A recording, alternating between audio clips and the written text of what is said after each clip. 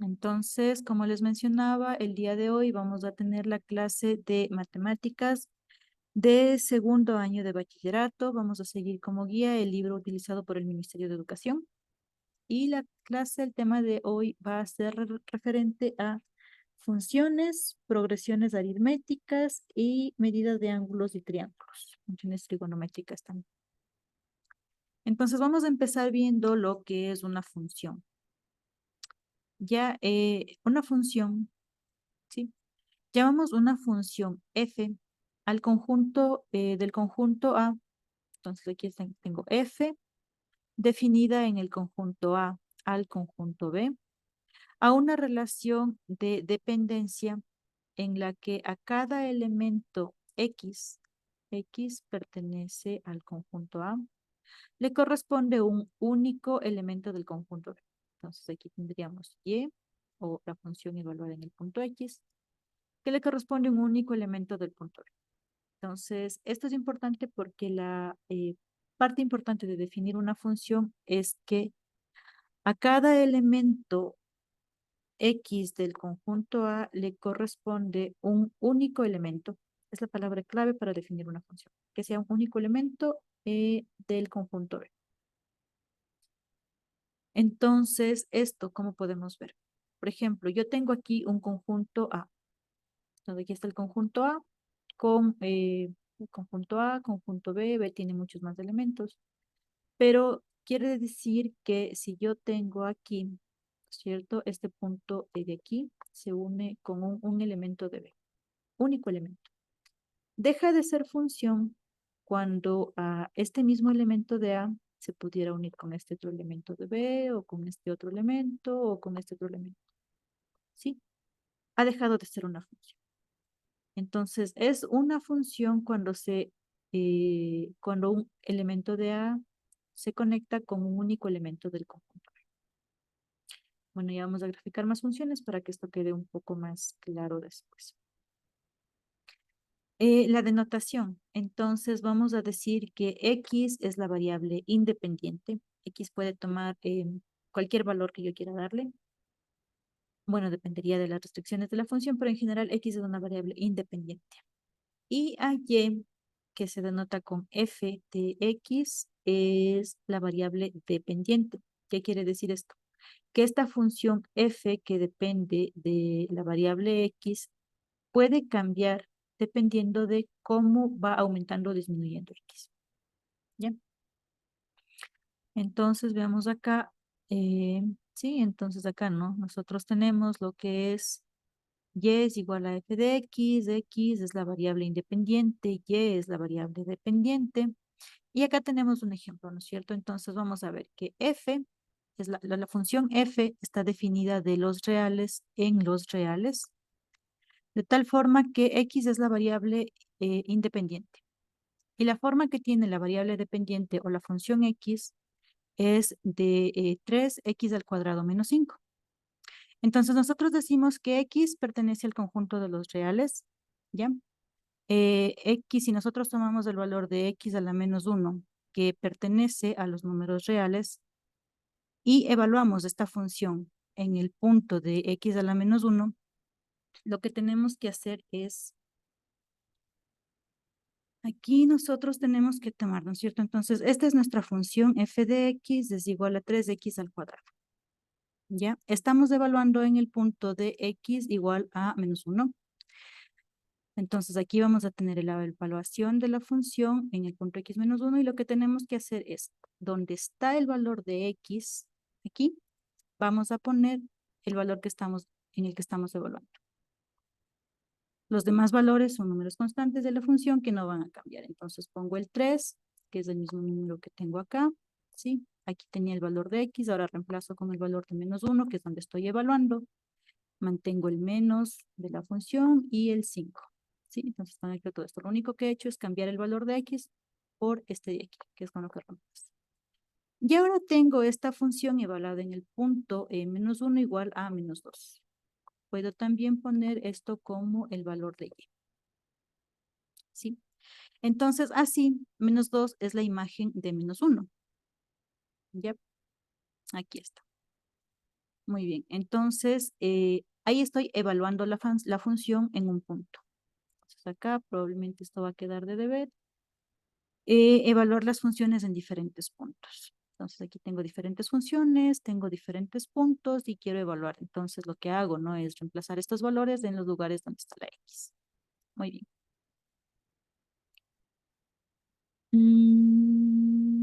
Ya, bueno, este es otro ejemplo. Ya, acá. Entonces, lo que nosotros también tenemos o podemos hacer con estas funciones es graficar estas funciones. Entonces, como estamos teniendo una variable independiente, que es el valor de X, la variable dependiente, que es el valor de Y en el plano cartesiano, corresponde a la función que depende de X. Podemos graficar cada punto. A cada valor de X le asignamos un único valor de Y, de tal forma que al final vamos a tener que unir estos puntos. Entonces, ¿cómo es esto? Acá hay un ejemplo, esto se ve más fácil con el ejemplo.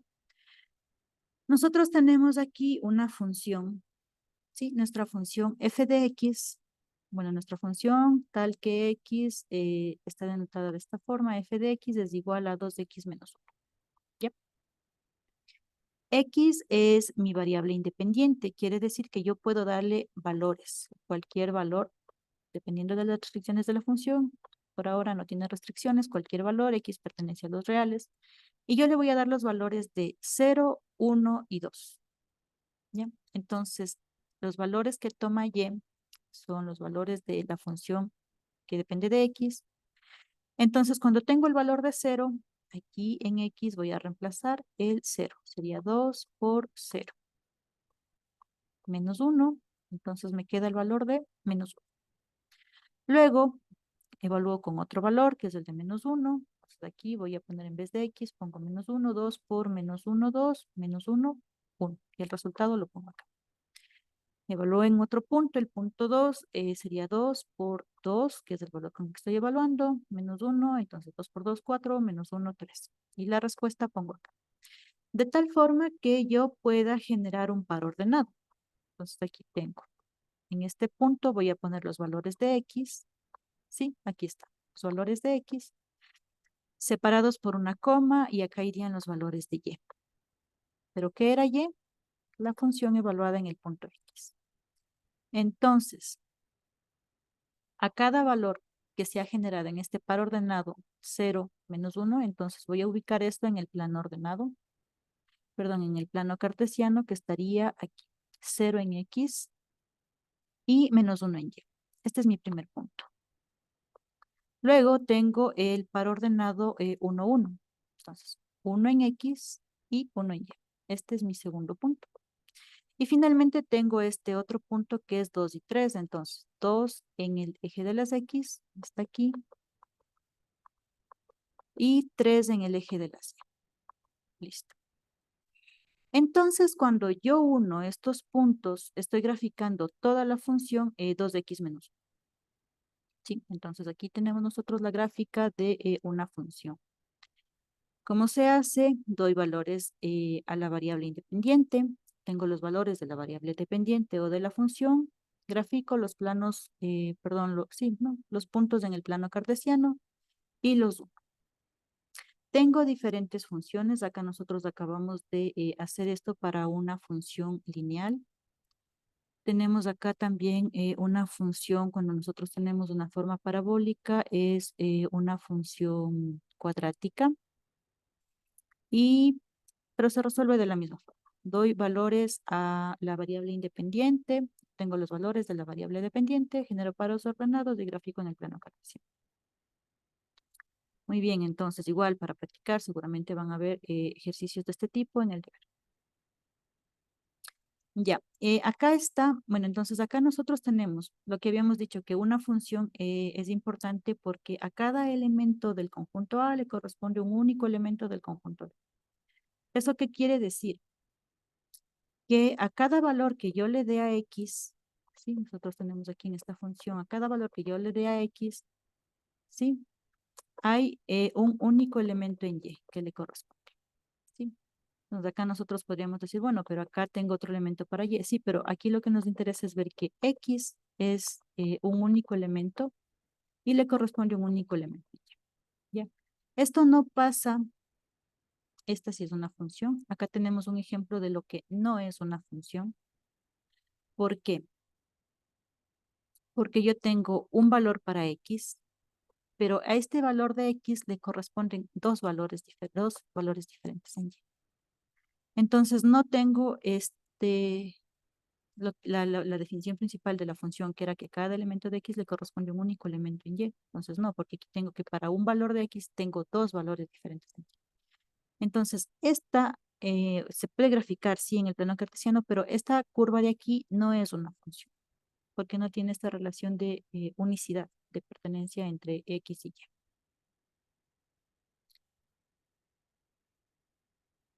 Ay, perdón, quería... acá.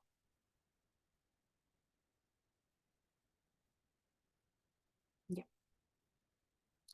Muy bien, entonces aquí nosotros teníamos este ejemplo, ¿no? Donde tenemos toda la curva, ¿sí? Esta no es una función, pero para yo poder llamar a esto función, debo tomar o solo la parte que está sobre el eje de las X, o podría tomar también la parte que está debajo del eje de las X, para que sí sea una función y tenga esta condición de unicidad entre puntos. Mm,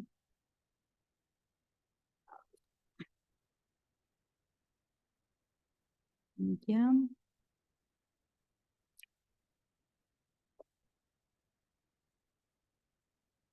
Ya, tenemos las propiedades de las funciones, ¿sí? Entonces, las operaciones entre funciones pueden ser la adición, sustracción, multiplicación y división. Entonces, si nosotros tenemos dos funciones, f de x más g de x, estas se pueden sumar entre sí, ¿sí? También podemos restar estas funciones, se pueden multiplicar, se pueden dividir. Para la división, la única condición es que g de x, el elemento que está en el denominador, sea diferente de cero. Eso es muy importante, no existe división para cero. Entonces, acá nosotros tenemos ejemplos de estas funciones, ¿sí? Nosotros tenemos la adición. Puedo sumar entre funciones de f de x más g de x. Acá, bueno, vamos a tomar dos funciones diferentes que son h de x, que es igual a menos de x al cuadrado más 2x más 3, y la función g de x, que es 4x al cuadrado menos 5x más 2. Muy bien, entonces dice que se pueden sumar estas funciones. Entonces, ¿cómo denoto yo la suma? G más h de x, ¿sí? Acá está g más h que dependen de x, es g de x más h de x. Lo que tengo que hacer es primero poner la función h de x, que es esta de acá. Esta función es g de x y, a ver, no, esta es h de x. H de x, que es esta función de aquí, y g de x, que es esta función de acá. Entonces, nosotros aquí deberíamos tener que g más h de x, g más h de x tiene que ser igual a la función g, que es 4x al cuadrado, menos 5x más 2. Esta es la función g. Luego se suma con la función h. Y la función h es menos x al cuadrado más 2x y más 3. ¿Ya? Entonces acá estoy poniendo función por función. Se pueden sumar. Luego lo que tendría que hacer es sumar por términos semejantes.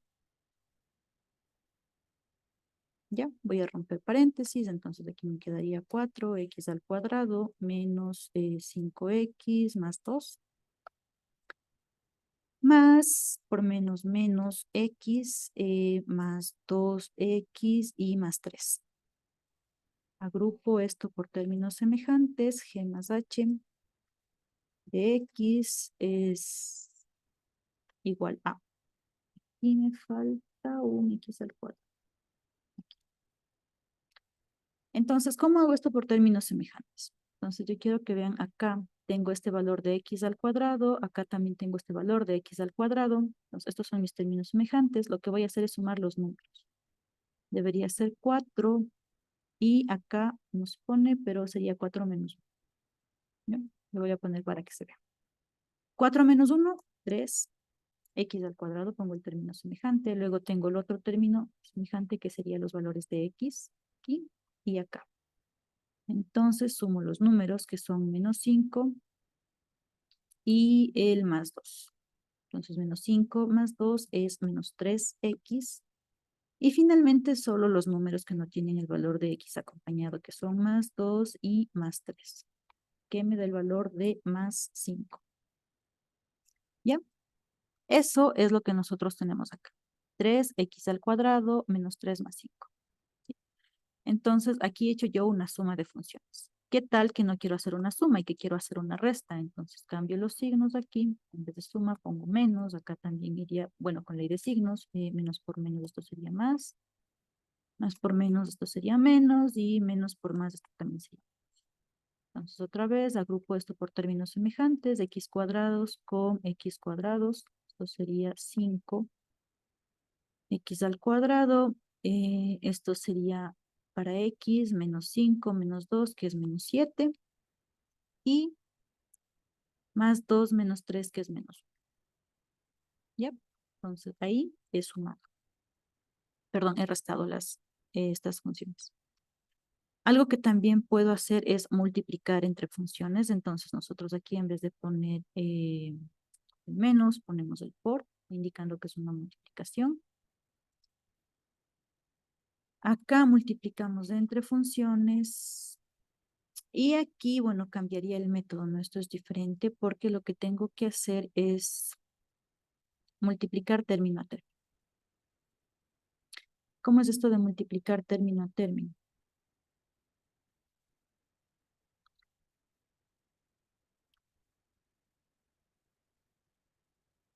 Entonces, lo que hago es multiplicar este valor de 4x al cuadrado por este de menos x al cuadrado. 4x al cuadrado por 3x. 4x al cuadrado por 3. Lo que tengo que hacer es aplicar la propiedad distributiva. Cada uno de los términos con cada uno de los siguientes términos. Entonces, aplicando la propiedad distributiva, luego otra vez hago agrupación de términos y voy a tener la función final. Sí, aplico propiedad distributiva con cada uno de los términos. Agrupo términos semejantes de tal forma que me quede una única función como respuesta. División entre funciones es igual, dividir la función principal, así como acá está. F va en la parte de arriba, G va en la parte de abajo, ahí se ocupa bastante productos aparte. Muy bien, aquí esa es...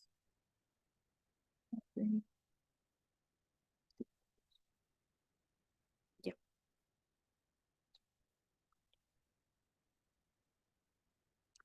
Entonces acá igual tenemos ejemplos de funciones. Algo que quiero ver es composición de funciones, eso es importante. Bueno, ¿qué pasa con los dominios cuando nosotros hacemos operaciones de funciones? Cuando hacemos una adición, una suma de funciones, los dominios entre cada una de las funciones tienen que intersectarse, ¿sí? Para la resta también tienen que intersectar, tienen que ser una intersección de conjuntos, para el producto también. Para el cociente también es una intersección de funciones exigiendo que la función que está en el denominador de la división de las funciones eh, sea diferente de cero, la función.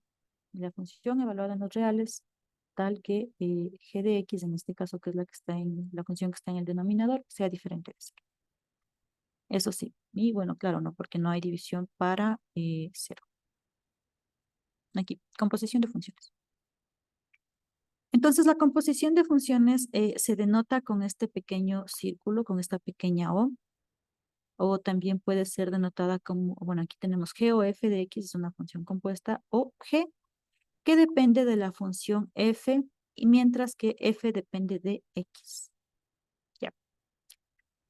esto es un poco más fácil ver con ejemplos. Entonces, si yo tengo mi función f de x, que es x al cuadrado, y g, que es igual a x a la cuarta, nosotros podemos calcular f o g de x, o que es lo mismo que poner la función f, que está evaluada por g de x. ¿Ya? Entonces, nuestra función f es la principal. Esta es la forma que va a tener la función. Una raíz de un x al cuadrado. Pero en vez de poner x, lo que nosotros hacemos aquí, en vez de poner este x al cuadrado, bueno, el valor de x más que nada, nosotros vamos a poner lo que corresponde a la función g de x. ¿Sí? Entonces nosotros vemos que mantengo la forma, tengo la raíz, tengo el valor elevado al cuadrado y en vez de x nosotros ponemos toda la función. Eso es una función compuesta, ¿sí? Denotada por f o g de x, que es igual a f que depende de g, de la función g, y la función g obviamente depende de x también. Acá igual tenemos el ejemplo de, bueno, el contrario, ¿no? Ahora acá nos piden que calculemos la función f o g de x, no, perdón, g o f de x. ¿Sí? Entonces ahora mi función principal es g, que está acá. Y vamos a evaluar en f de x. ¿Sí? Entonces ahora esto es la función compuesta que también depende de x. Entonces, la forma que tiene g de x, esta es mi función g de x, la forma que tiene es una división dividido para 4, entonces aquí está, pongo la línea de fracción, pongo el 4, pero en vez de poner el valor de x, pongo lo que corresponde a la función f de x, que es la raíz de x al cuadrado. ¿Sí? Entonces, en vez de poner x, pongo la raíz de x al cuadrado. Entonces, aquí estoy haciendo una composición de funciones. Tal vez hasta ahí, ¿tienen alguna pregunta?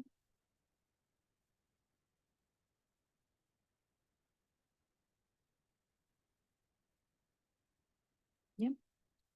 Bueno, entonces igual una de las propiedades importantes es que no se aplica la propiedad conmutativa en la composición de funciones. ¿Sí? No es lo mismo tener f o g que g o f. ¿Sí? Nosotros acá, bueno, en este ejemplo vemos que cuando yo calculo f o g, la respuesta me da, bueno, más que nada como de una raíz, es el valor absoluto de x sobre 4. Mientras que cuando calculo g o f, o sea, el contrario, la función que me queda como respuesta es raíz de x al cuadrado sobre 4. Muy importante para tener en cuenta que no se puede aplicar propiedad conmutativa cuando estamos hablando de funciones compuestas. La respuesta son dos funciones completamente diferentes.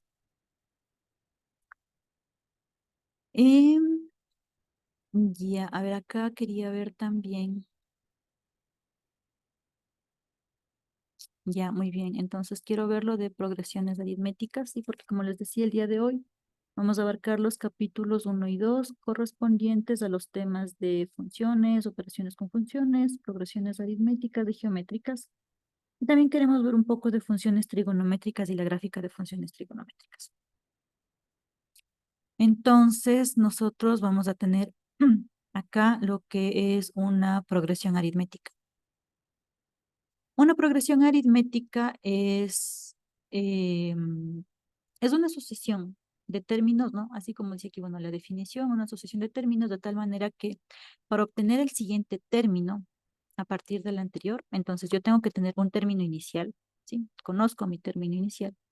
Y para conocer el siguiente término, yo necesito saber aumentar un mismo número, ¿sí? Como aquí está, siempre voy a aumentar en este caso, en este ejemplo, un valor de más 6 que bueno, sí puede ser positivo o negativo.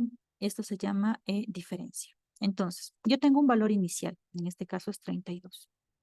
Y le aumento un valor de más 6. Entonces sumo 32 más 6, 38. Luego a este valor de 38 le vuelvo a sumar más 6, que me da 44.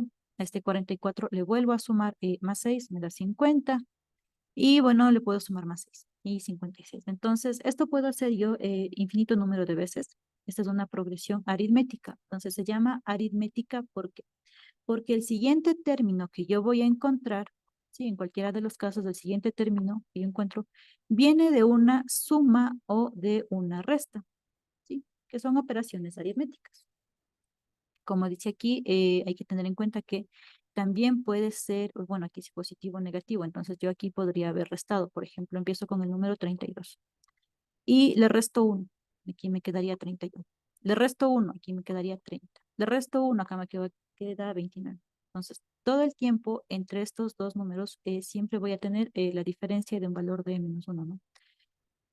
Entonces, cuando nosotros hablamos de progresiones aritméticas, para encontrar el siguiente término, lo que tengo que hacer es o sumar o restar, bueno, dependiendo, siempre el mismo número. Entonces, el siguiente término le voy a sumar siempre el mismo número que se llama diferencia. Nosotros podemos encontrar esto acá expresado en una fórmula, entonces el término enésimo de la progresión es igual al término, al primer término, denotado como A sub 1, más n menos 1. N es el número de término que quiero encontrar, el término enésimo. Restado menos 1 y multiplicado por la diferencia. ¿Qué era la diferencia? Este valor intermedio que tengo entre la progresión, lo que se está sumando aquí, este valor de -6. Esa es la diferencia. Muy bien.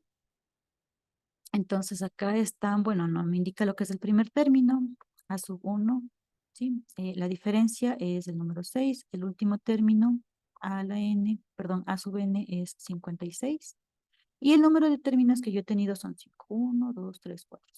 Entonces acá nosotros vamos a poder ver cómo podría ocupar yo estos términos para reemplazar en la forma. Acá tengo diferentes ejemplos.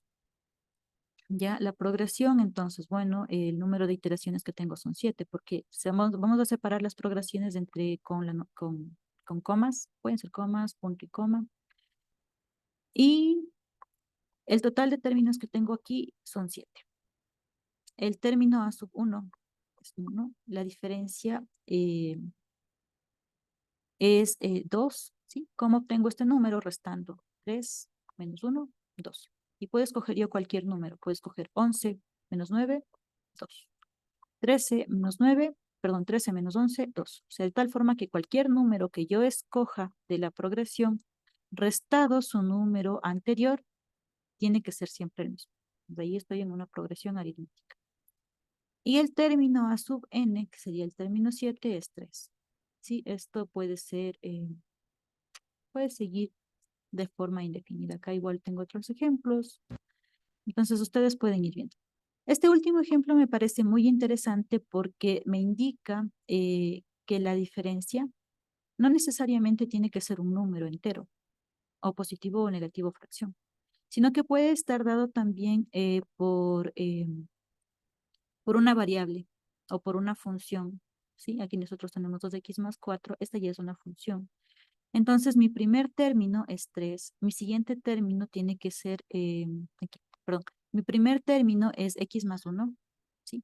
Si es que a x más 1 yo le sumo este valor de la diferencia, 2x más 4, vamos a obtener como respuesta 3x más 5. Y si yo a este 3x más 5 le vuelvo a sumar el valor de la diferencia, que era 2x más 4, entonces voy a obtener por respuesta 5x más 3. Entonces, esta progresión aritmética, o sea, me gusta este ejemplo porque muestra que la diferencia no necesariamente es un número, sino que puede ser una función. Muy bien, entonces en estos 2 minutos antes de que se acabe esta primera parte de la clase, quiero que por favor comprueben que esto se cumple. ¿Sí? Entonces tomamos este primer término y lo que vamos a hacer es sumar x más 1 más 2x más 4. Luego vamos a comprobar que esta es la respuesta. Entonces, por favor, comprueben que esto ocurre. Comprueben que la diferencia para una progresión aritmética no necesariamente tienen que ser solo números, sino que también pueden ser funciones.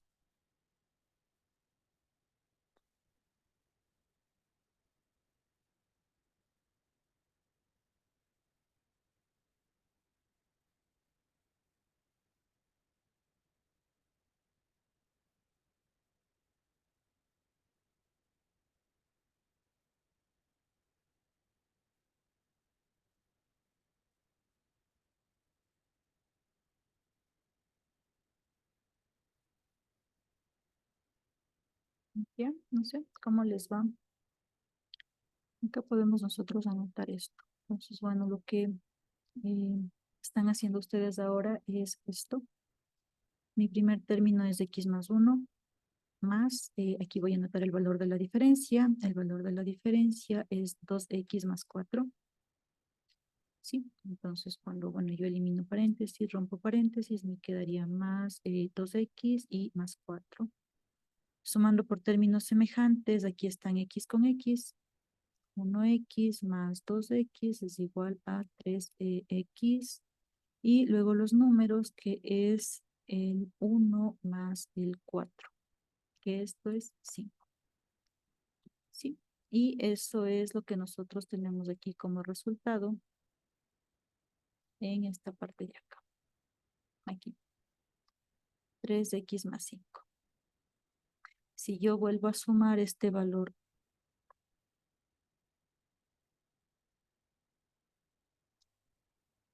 de 3x más 5 con el valor de la diferencia, que era 2x más 4, entonces lo que tengo es 3x más 5 más 2x